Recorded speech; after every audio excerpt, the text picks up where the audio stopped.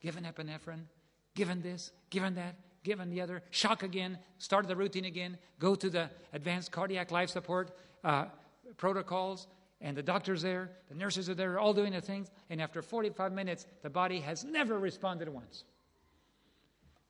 Finally, the doctor says, stop, it's over. You know how sad that is?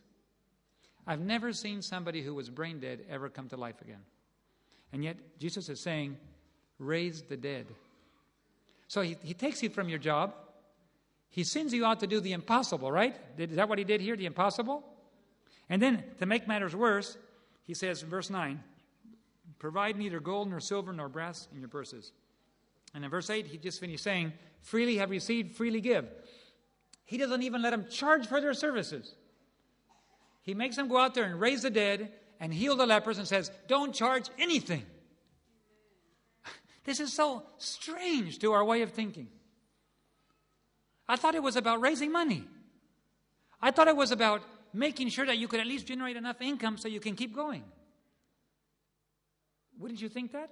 The way we think today? Well, I mean, offerings and tithings, this is very good.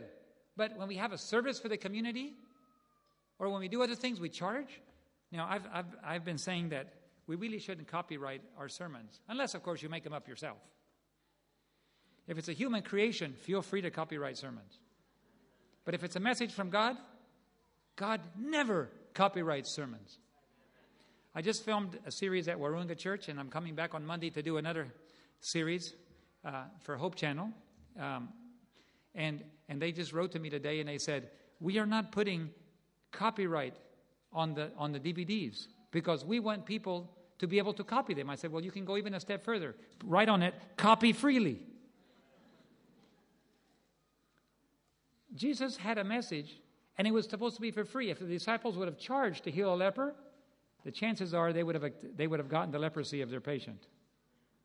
Isn't that what happened to the servant of Elisha? Huh? Gehazi? He decided he'd accept payment, and he ended up obtaining the leprosy that Naaman had been cured from. Now, I believe it's time for us to rethink the way God does things and to do it His way. The more we do things like Jesus did it, freely we have received. Have you received freely?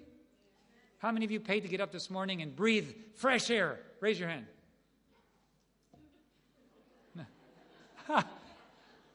No, I must have not said it right. How many of you paid money this morning to breathe fresh air? Okay, that's better. I'm sorry, I talk so fast. And I have a Spanish accent, and it's hard.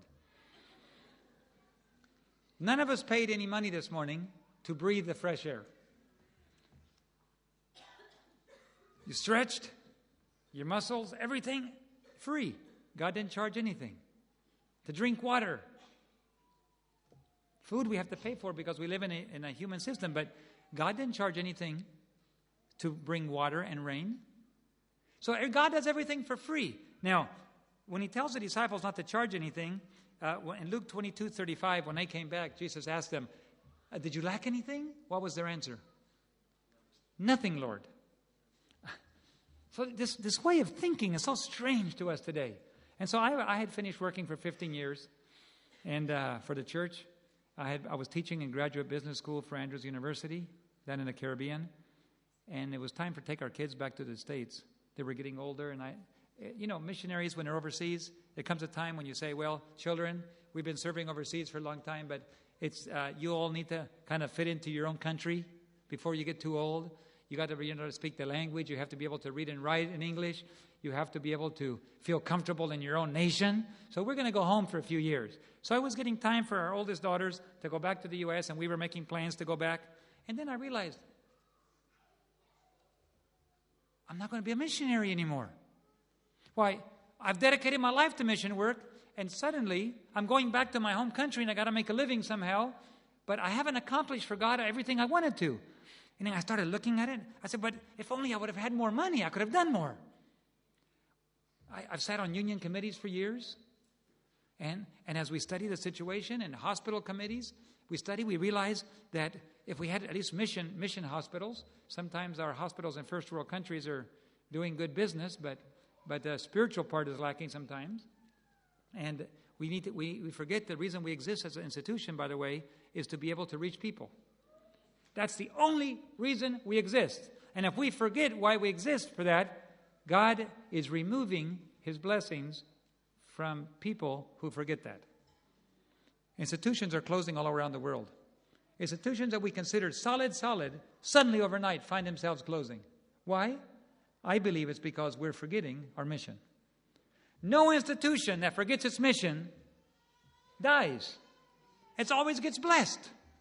It always grows, because when you focus on the mission, God's special blessing and anointing is on it.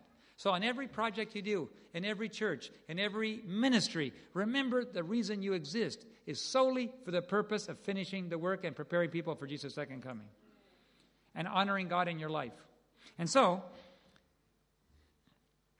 I was teaching and I said, Lord, what can I do? What can I learn to carry the work out? Because I've never conquered a country before. Have you ever, any of you guys out there that with plenty of testosterone would like to conquer a country someday? Huh? Nobody? Come on, raise your hand. How many of you guys would like to conquer a country someday? 2 guys. And both of you want to conquer Australia, or do you have another country? I know there's more of you out there. How many of you are too embarrassed to raise your hand? Okay. There's something about doing something great. And I wanted to do something great. I put in hundreds of networks. I wrote software. I wrote the accounting system for 2 unions. I taught my students how to write payroll systems, software, install them, and put in local area networks. I taught them how to repair computers. We did hardware. We did software. We did networking. Everything to do with information systems. I taught students how to fly as a flight instructor. I did nursing. We did medical work. But then I looked back and I said, it's like I never was there. Because even though we made an impact, the average person on the street, they never heard of me. They never heard of Seventh-day Adventists. The average person. Just stop anybody on the street and say, are you familiar with Seventh-day Adventists and what their mission is on earth? What will they tell you? Who are you talking about? Now, some countries have more Seventh-day Adventists than others, but that was what my experience was. And I said, well, if we had television, if we had more airplanes, if we could go into the villages, it all boils down to money. Why, if we had more money, that's it. Money is the secret. So I started looking in here. What? Provide neither gold nor silver. What is this? Freely have received, freely give. Now, what kind of strange philosophy God operates by? I'm an MBA. I know that you have to have money to make the church run. What is this? Why is this God saying the opposite? And God said, you don't know anything, Mr. Professor. You think you're so smart. And the reason the church is dying around the world, I'm not saying we're not baptizing, but I'm saying we're closing more institutions and we're opening. You know that. We're tightening our belt all around the world. There's good news here and there's good news there, but there's plenty bad news that nobody hears about. If you really work in church administration, you will notice that around the world we are closing more institutions than we're opening. 5 large churches in Denmark, they just sold them. The buildings. They said, we can't fill the churches anymore. Why pay for the electricity? It's logical. If you can't pay the bills, close it. So we just close it. Well, what if we started asking ourselves some other questions like, what would happen if we risked everything in order to do what God told us to do? What would happen if we lost everything, at least doing what God told us instead of losing everything by being disobedient? What would happen? We have nothing to lose. Do you understand that we have nothing to lose? Because we're going to lose it all anyway. And all of us, we believe, we teach as Seventh-day Adventists that someday all human support is going to be taken away and we're going to lose everything anyway. None of us are planning to live on earth forever.